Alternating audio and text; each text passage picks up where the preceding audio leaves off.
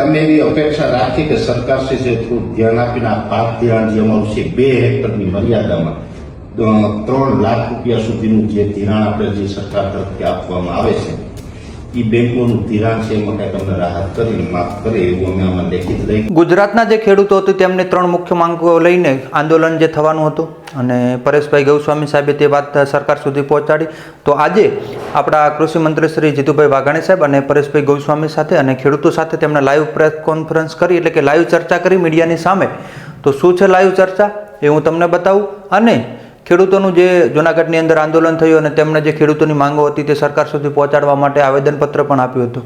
પણ આજે 9 તારીખે જે આવતી 9 તારીખે જે આંદોલન થવાનું હતું અને ખેડૂતો ગાંધીનગર જવાના હતા તેની જગ્યાએ આજે કૃષિ મંત્રી શ્રી ગુજરાતના ખેડૂતો અને પરેશભાઈ ગૌસ્વામી અને તેમની સાથે સંકળાયેલા જે ખેડૂતોનું પ્રતિનિધિ મંડળ હતું તેમને તેમની નજીક બોલાયું અને તેમના જોડે બેસી અને તેમનાથી જે ચર્ચાઓ કરી અને ખેડૂતોની જે મુખ્ય 3 માંગો હતી તેમના બાબતે તેમને પણ હકારાત્મક પ્રતિસાદ આપ્યો હતો.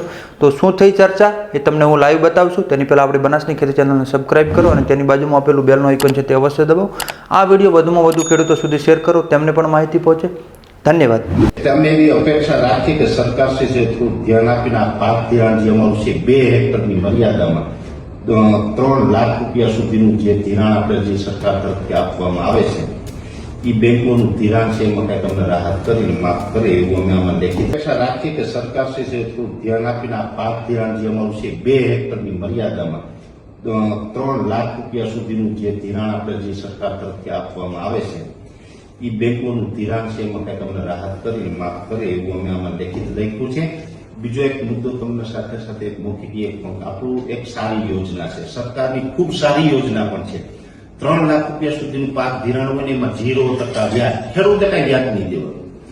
પણ એની અંદર યોજના એવી છે કે 7% થી બેંક ડેબિટ કરે છે, પછી 3% કેન્દ્ર સરકાર આપણા ખાતામાં જમા કરે, 4% થી રાજ્ય સરકાર જમા કરે.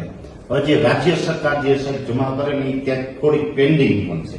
તો રાજ્ય સરકારની જે રકમ પેન્ડિંગ છે એ 4% રકમ પણ દરેક ખેડૂતને થોડુંક મળી જાય. તો અત્યારે આર્થિક રીતે અમે બધા ભીડમાં છે તો બધું કામ લાગે, એટલે આ આટલી માગણી છે. એટલે આ માગણી સાથે અમે લેખિતમાં કૃષિ મંત્રી સાહેબને આપીએ છીએ.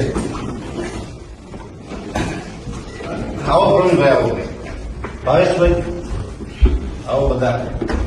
અને મહત્વની વાત છે કે કૃષિ મંત્રી સાહેબ આજે અમને ઘણો સમય પણ આવ્યો, ઘણું બધું જાણવા મળ્યું. કૃષિ ભવનની અંદર પણ ઘણું બધું જોવા જેવું છે. ખેડૂતો માટે સારી બધી ઘણી બધી અહીંયા વ્યવસ્થા પણ છે. અને આ વ્યવસ્થાની સાથે જીતુભાઈ વાઘાણી અમને સમૂહમાં બધાને એક સાથે સમૂહમાં રૂબરૂ મળ્યા છે, અમારી વાત સાંભળીને. એક પછી પોતે ખેડૂત છે, એટલે પોતે ખેડૂત છે એટલે પણ આપણી વાતને સમજી શકે છે અને પોતે આ વાતને ગંભીરતાથી પોઝિટિવલી લઈ અને જેટલું પણ સારું થાય એટલું અત્યારે કરે જ છે સાહેબ સારું.